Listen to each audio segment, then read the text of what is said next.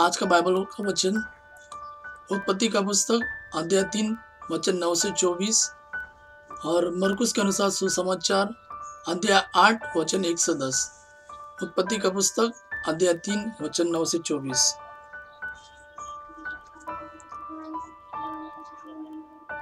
प्रभु ईश्वर ने आदम से पुकार कर कहा, तुम कहाँ हो? उसने उत्तर दिया, मैं बगीचे में तेरी आवाज सुनकर डर गया, क्योंकि मैं नंगा हूँ और मैं छिप गया। प्रभु ने कहा, किसने तुम्हें बताया कि तुम नंगे हो? क्या तुमने उस वृक्ष का फल खाया जिसको खाने से मैंने तुम्हें मना किया था?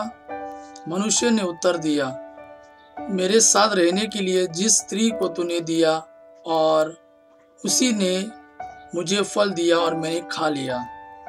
प्रभु ईश्वर ने स्त्री से कहा, तुमने क्या किया है? और उसने उत्तर दिया, सांप ने मुझे बहका दिया और मैंने खा लिया।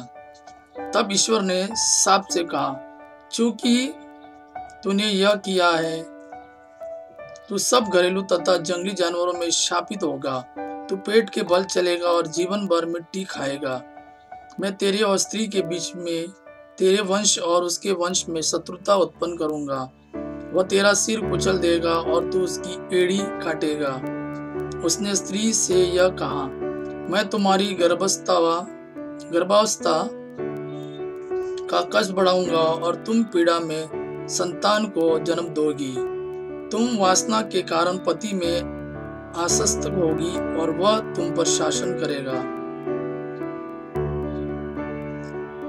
उसने आदम से यह कहा, चूंकि तुमने अपनी पत्नी की बात मानी और उस वृक्ष का फल खाया है जिसको खाने से मैंने तुमको मना किया था, भूमि तुम्हारे कारण शापित होगी।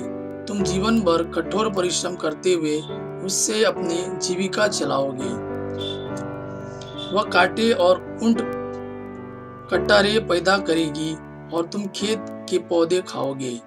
तुम तब तक पसीना बहाकर अपनी रोटी खाओगे जब तक तुम उस भूमि में नहीं लौटोगे जिससे तुम बनाए गए हो, क्योंकि तुम मिट्टी हो और मिट्टी में मिल जाओगे। पुरुष ने अपनी पत्नी का नाम हेवा रखा, क्योंकि वह सभी मानव प्राणियों की माता थी। प्रभु ईश्वर ने आदम और उसकी पत्नी के लिए खाल के कपड़े बनाए और उन्हें पहनाया। उसने कहा, भले बुरे का ज्ञान प्राप्त कर मनुष्य हमारे सदृश बन गया है। कहीं ऐसा न हो कि वह जीवन वृक्ष का फल तोड़कर खाए और अमर हो जाए। इसलिए प्रभु ईश्वर ने उसे अदन वाटिका से निकाल दिया और मनुष्यों को उस भूमि पर खेती करनी पड़ी जिससे वह बनाया गया था। उसने आदम को निकाल दिया और जीवन वृक्ष के मार्ग पर पहरा देने के लिए अदन वाटिका के पूर्व में किरबो और एक परिभ्रामी ज्वालामय तलवार को रख दिया। आज का सुसमाचार मरकुस के अनुसार अध्याय 8 वचन 1 से 10।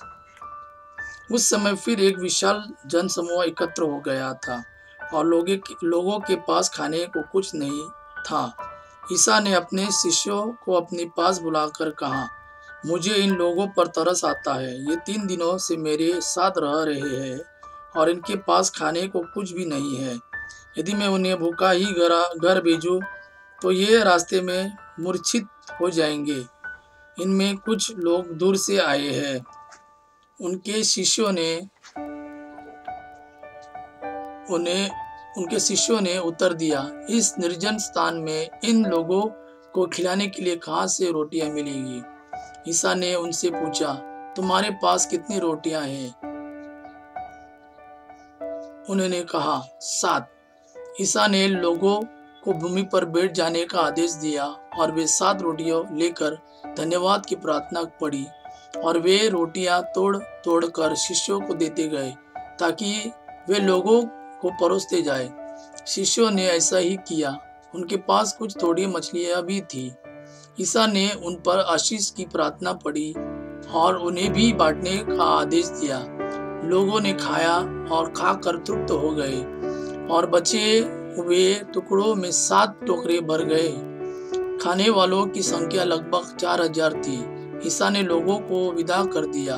वे तुरंत अपने शिष्यों के साथ नाव पर चढ़े और दलमुनता प्रांत पहुंचे।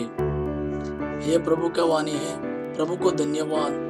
आबा पिता की महिमा और पुत्र यीशु का प्रेम आप पर सदा सर्वदा बना रहे।